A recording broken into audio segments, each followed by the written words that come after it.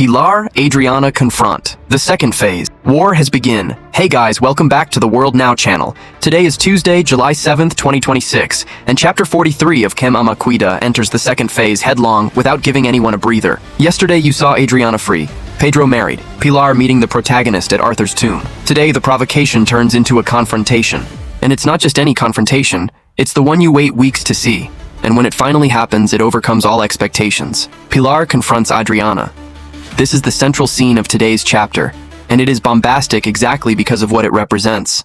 The first direct face-to-face confrontation between the two protagonists of that war after 6 years. 6 years in which Pilar was free, expanding power in Arthur's fortune, accumulating influence on the Brando family. 6 years in which Adriana was trapped, suffering, resisting, planning. Two women who symbolize opposite sides of the same story. And today they look each other in the eyes again. Leticia Collin and Isabel Teixeira in a confrontational scene are one of the most electric combinations that Brazilian television can offer. Isabel Teixeira builds Pilar with a coldness that gives you goosebumps. She doesn't like it. She doesn't threaten it with visible. She uses words with delicate precision, puts her finger on the wounds with calculated care, and leaves the scene with the same smile with which she entered. And Leticia Collin, on the other side, delivers an Ariana who is no longer the vulnerable woman she was 6 years ago, and a woman who was forged by injustice and who now plays with the same strategic coldness. What has been said in this confrontation will reverberate for weeks. Because Pilar doesn't confront Adriana just to provoke, she confronts to evaluate. She wants to know what Adriana is planning.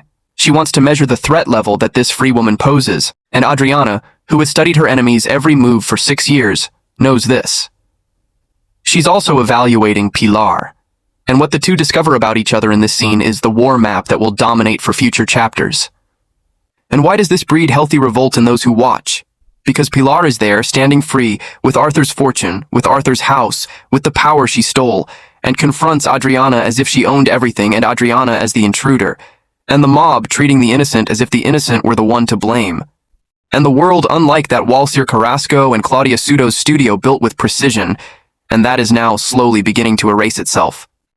Amora Mautner's artistic direction films this confrontation with the same mastery that she has delivered throughout the second phase. She doesn't drown the scene in dramatic close-ups. She breathes along with the characters, lets the silence last as long as necessary, and when the camera closes in on her face, and because the expression will say everything the words didn't need to say. Gancho. Pilar confronted Adriana, and the confrontation revealed a lot about each one's plans. But while this war took place between the two protagonists, there is a domestic fight that exploded in a way that only those who follow the soap will understand the degree of irony she carries. Bruna fought with whom? Why? And what did Carmita do that left Bruna in boiling blood? Part 2 tells it all. Part 2. Bruna briga with Carmita. Tiago bears an unexpected and the jewelry ends into dinner. Now we are going to talk about one of the scenes with the most layers of irony this whole week. The one involving Bruna, Carmita, an apartment, and the bill that arrived after years of Bruna argues with Carmita. Let's remember who is who in this story. Carmita, lived by Deborah Evelyn, and Bruna's mother who spent the entire soap opera articulating for her daughter to stay with Pedro. She faked-ing, manipulated situations, created artificial scenarios to bring the two closer together. A mother who uses her own love in a calculating way, believing that the end justifies the means. And when Bruna got Pedro, when the marriage came to fruition and they returned from their honeymoon, Carmita found the invoice. Her daughter and son-in-law will live with her. Without having been consulted, without having asked. The argument between Bruna and Carmita is the kind of scene the public loves because she is comically fair. Carmita wanted Pedro as a son-in-law? He has. Did you want to see your daughter married?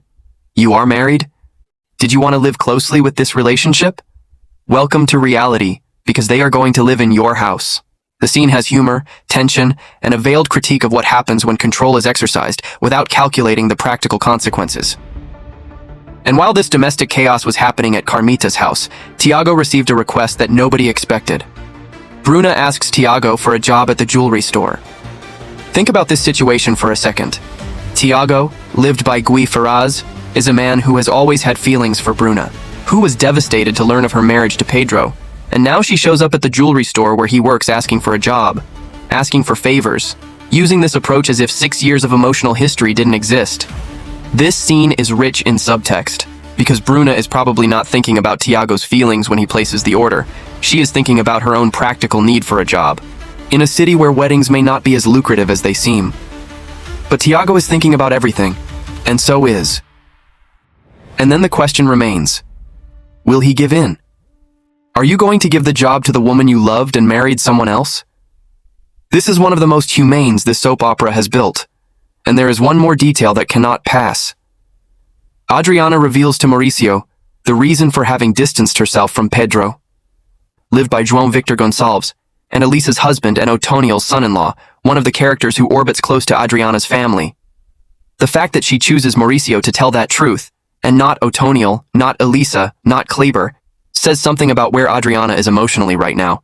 She needs to process it out loud, but she doesn't want the intense reaction that those closest to her would have. Space and safe space. Gancho. Bruna got into a fight with Carmita, asked Tiago for a job, and Adriana revealed to Mauricio what she carried alone for 6 years. But there are new characters in this chapter that are being much more revealing than they seem. What did Bia say to about Pilar that she provoked? And what did Brigitte complain about Pilar to Tilda? And why do these two conversations show that Pilar's card castle is starting to crack inside? Part 3 reveals everything. Part 3. Bia detesta Pilar. Brigitte explode and the Pilar castle starts to rash. We got to part 3 here in the world now, and now we're going to talk about something that the most attentive fans of Quem, Cuida are already noticing. Pilar is increasingly surrounded by people who aren't liking her. And this, in a soap opera, is the first sign that the fall of the village is being prepared. Bia makes it clear that she doesn't like Pilar. Who is Bia? She is part of the core of the Rafael and Cesar Clinic, one of the new centers of the second phase. And the fact that at the beginning of this second phase, she makes it clear that she doesn't support Pilar is a very important narrative detail. Pilar is trying to infiltrate the clinic through Fernando, and Bia, who is an independent voice, without the first phase story that would make her expected opinion, is placing a magnetic resistance inside that core. But it is Brigitte who delivers the most explosive scene in this arc. Brigitte complains about Pilar for Tilda. Brigitte, lived by the extraordinary Tata Werneck, and Pilar's daughter. The person her daughter should have on her side the most. And throughout the second phase of the novel, Brigitte had already signaled that she didn't fully buy her mother's version of events. She had told Edvaldo that she didn't believe Adriana was guilty of Arthur's death. And now she goes further. She complains about Pilar directly. It's no longer just a silent doubt, and a verbalization of dissatisfaction with her own mother. Tata Werneck builds Brigitte in a way that mixes the absurd with the emotional in a way that few actors can do. She makes you laugh, and soon after realizes that underneath the food is a woman who really suffers, who has spent her life whole trying to be loved by a mother who uses love as a tool. And there's one more scene that deserves attention here. Fabia tells Dora that Ulysses has changed a lot after he won Arthur's inheritance. This information is one of the most revealing in the chapter because it puts Ulysses' friendship in perspective. He won an inheritance from Arthur, and instead of using that money to stabilize his own life, he went gambling. Gaming addiction is not just a weakness of character. It is the product of a distorted relationship with money, power, and identity. Fabia, lived by Flavia Alessandra, saying this to Dora, lived by Mariana Ximenez, is a scene that connects two different cores of the soap opera. Fabia is married to Ulysses. Dora is married to Adamir. Both are women who chose men who turned out to be very different from what they looked like. And this conversation between them is the first thread of a friendship between two women who may have much more in common than they realize. Gancho. Bia doesn't like Pilar. Brigitte complained about her own mother, and Fabia revealed to Dora that Ulysses has changed. But there are two characters in this chapter who are starring in movements that will change the course of the plot in ways you can't imagine. Patrick and Otoniel. What did Patrick do that can put Ulysses in screw, and Dora recognized Otoniel where? Part 4. Unravel this mystery. Part 4. Patrick entering the dinner, Ulysses lose in the game, and Dora finds Otoniel at the academy. Part 4. In the world now. And now we are going to talk about three parallel movements that together show how the second phase of Quem, Cuida is expanding its cores with great narrative competence. Patrick offers to be Fabiana's dancing partner. Patrick, lived by Igor Rickley, is one of the characters from the second phase who is already creating tension in the first chapters. The fact that he offers himself as a dancing pair of Fabiana's, and the type of gesture that carries multiple interpretations, It can simply be social education, it can be a romantic interest, it can be part of something that will still reveal itself. But what is certain is that Ulysses will notice. And Ulysses noticed, Ulysses gets jealous seeing Patrick with Fabia, while at the same time losing money in the game. This simultaneity is the hallmark of Carrasco's charisma. While Ulysses is there in a casino losing money because of an addiction he doesn't admit to having, he is worrying about his own woman in the company of another man. Domestic hypocrisy needs no comment, it shows itself. Alexandre Borges is delivering one of his best phases as an actor in the second phase. Because Ulysses is not an explicit villain, he's a man who makes destructive choices without completely understanding what he's doing. And this blindness is more tragic than any calculated villainy. You watch and feel that healthy revolt mixed with pity. And there is a scene from this chapter that is small but very important. Dora recognizes Otoniel when she sees him at the gym. This is the first meeting between Dora, lived by Mariana Jimenez, and the partner of Adriana's family, lived by Tony Ramos, in the context of the second phase. And why does it matter? Because Dora is married to Ademir, the man who was Pilar's accomplice in Adriana's unfair, and Otoniel is the grandfather who suffered all the consequences of that. When Dora recognizes Otoniel, you feel the camera laden with meaning. Dora already knows. She herself said that Ademir helped an innocent man. She has already taken a moral stand against her husband. And now she sees the face of one of the people hardest hit by this injustice. This physical, visual recognition could be the catalyst for an upcoming conversation between Dora and Adriana's family that will have enormous weight in the following chapters. Gancho. Patrick made Ulysses jealous. Ulysses lost money in the game. Dora recognized Otoniel at the gym. But there's a scene from this chapter that mixes emotion with surprise in a way that will capture you on the screen. Rafael hired Fernando, and that signing will put Fernando inside a core that Pilar wants to control. What does that mean? And what did Pedro do today that proves that even with all the mistakes he still has a heart? Part 5 explains everything. Part 5. Rafael contracts by quicking, PE seeks redemption, and Adriana will volunteer in the housing. Part 5. Here in the world now. And now we're going to talk about 3 movements that show how each cell in this new phase is trying to find its place in a world that has changed a lot in 6 years. Rafael hires Fernando. This scene closes an arc that began yesterday when Pilar demands that Fernando work in return. Housing, and Fernando responded by offering to join the clinic's team. Today's hiring makes this movement a reality. Fernando joins Rafael and Cesar's clinic. And that's much more than a matter of employment. Fernando, lived by Pedro Alves, is a citizen who came under Pilar's direct influence. His daughter controls him for the housing need. But now he has a self-employed job. It has its own structure outside Pilar's immediate domain. This is the first step towards the autonomy of a character that will prove to be increasingly complex in the coming chapters. And Pilar will certainly notice this change of position, and will react. Meanwhile, Pedro seeks out Ademir to say that he still has hopes that his father will become a better person. This scene is one of the most emotionally important of the chapter, and perhaps the most controversial. Because Pedro, who knew about the bribe, who broke off a relationship with his father, who declared that he would fight any interest of Ademir in Arthur's inheritance, now goes to his father saying that he still believes in redemption. This one and Pedro being human in a way that some will interpret as weakness, and others as greatness. And he's looking for Antion with his father, not because he forgave the crimes, and because he needs a moral string that keeps him connected to something that isn't just anger, just betrayal, just suffering. Chase Wade will deliver this scene with the subtlety of someone who is playing a man torn between filial love and moral conscience. And this is where the Mundo Agora channel makes that special order in total. We have a dream. Reach 10,000 subscribers on YouTube and TikTok. That number represents the monetization that lets you continue to bring you that full coverage every day. Fast, detailed, behind the scenes, and good gossip before any other channel. Today, this is the request for the video. Click the subscribe button. It's a long way off, but if God wants, we'll get there. Thank you very much to those who have already signed up.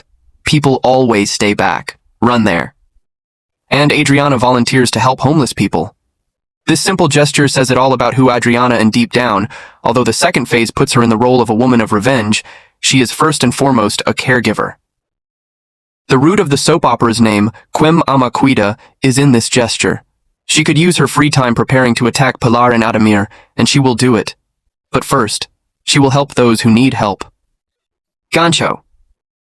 Rafael hired Fernando. Pedro went to meet his father. Adriana went to volunteer.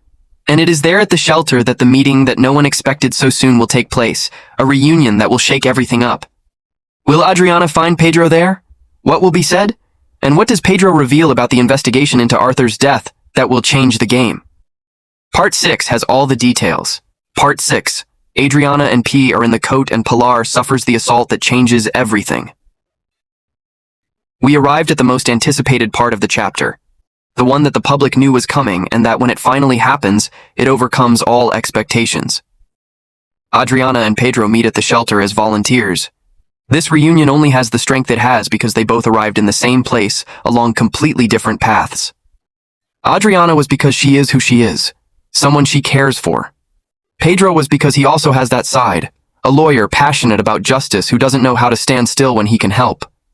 And destiny, that factor that Walsir Carrasco's dramaturgy handles like few others, placed them in the same space without combining, without planning. What happens at the meeting? Adriana and Pedro talk about the past. This is one of the most loaded sentences in the official summary. 6 years in the past, a kiss before handcuffs, a lie told for love, a marriage to someone else, an unfair arrest, 6 years of investigation that did not stop. All this will be present in this conversation, even if no such word is spoken explicitly. And then comes the phrase that will be repeated throughout the soap opera channel in Brazil this week. Pedro warns Adriana that he still hasn't given up finding out who killed Arthur. 6 years. Pedro spent 6 years still investigating, still believing in her, still fighting for a truth that the system tried to bury along with the 12-year sentence they threw at Adriana. This is love that does not ask permission to exist. That doesn't stop because of a marriage to someone else. And this is where we make the special salvo of the world now, because our last video was explosive in the comments. Isabella Rocha Pinheiro, 35 years old, a teacher from São Paulo, SP, has been with us for 5 months and commented, "I cry at home watching the soap opera, and I come here to the world now process everything. You are soap opera therapy." Isabella, what a perfect definition. Huge hello to you. Tiago Mendes Barbosa, 41 years old, a nurse from Salvador, BA, has been following us for 3 months. "I work at night, I get home at 7 a.m. and the first video that opens is yours. Thank you for existing." Hero in action, a strong embrace. Lorena, a 24-year-old university student from CE, discovered the channel and became a fan with her classmates. Thank you for this incredible gift. While Adriana and Pedro shared that special moment at the shelter, Pilar and her driver faced robbery and were forced to leave their car. The driver won't compromise. And a relative of the victim who knows details of Pilar's crimes will start blackmailing her. This is the first real crack in Pilar's armor in the second phase, the moment when she is no longer just a threat and starts to be threatened. Poetic justice. Gancho. Adriana and Pedro meet. Pedro revealed that he never gave up. Pilar suffered the robbery, and there's a horrible scene this week that involves Adriana. It's a humiliation that he's going to put fire in the public's heart. Where did Adriana try to work? What did they do to her for being an ex-convict? And what was her reaction? Part 7 closes this chapter with everything, and still brings the full overview of the week. Part 7. The precept with Adriana, the coming week and the teachers you need to. We arrive at Part 7, the final stretch of Chapter 43 of Quem, Cuida, and here we close with the complete overview of which is still coming this week, because today's chapter is just the beginning of a sequence that goes deeper and deeper. Adriana will miss a job interview for being an ex-convict. This scene, which the sources confirm for the next few days, is one of the most humane and delicate moments that this second phase will deliver. Because Adriana got out of prison with an oath of revenge, yes, but she also needs to rebuild a life. She needs a job. She needs income. She needs a social identity that isn't just the ex-convict. And when she goes to an interview at the clinic and the attendant cancels the process simply because she was an ex-inmate, not listening to her story, not considering her qualifications, not giving a chance, the public will feel that tightness in the chest of those who recognize the prejudice that exists in the real world. This is the Walsir Carrasco that goes beyond entertainment. He uses the soap opera to show something that happens every day in Brazil to people who have paid their debts in court and continue to be punished by society. Adriana tells Elisa about the humiliation she was subjected to at the clinic. Elisa, lived by Isabella Garcia, is the person who will hear this pain. And this scene will be one of the most touching of the week, because Elisa is also weakened by the diagnosis of fibromyalgia. Two women suffering for different reasons, supporting each other. There's more. Tom is hostile with Adriana and kicks her out of the house when he finds her talking to Elenis. This is the Tom that hasn't changed. 6 years later, even the same man who accepted a bribe, who forbade his wife to visit his friend, who prioritized his own interest over any sense of justice. And when he expels Adriana from his own house, from the house where Adriana's best friend lives, the public feels the healthy revolt that this soap opera knows how to generate, and there's a backstage bomb that the sources confirm for the next chapters. Nancy meets Lyris again. Nancy, lived by Jennifer Nascimento, and Lyris, lived by Pri Helena, who were Adriana's allies inside the prison, will meet again in a completely new context. Nancy listens to Silvana report Arthur's death to a character named Laurentino, and is unable to express herself. This forced homicide of Nancy holds information that will have a direct impact on the investigation that Pedro and Adriana are carrying out. The soap opera Quem, Cuida, written by Walsir Carrasco and Claudia Suto, with the exception of Bruno Segadilla, Julia Lax, Martha Mendonca, and Wendell Bendelac, artistic direction by Amora Mautner, general direction by Catano Caruso, and production by Estudios Globo, is in its richest phase.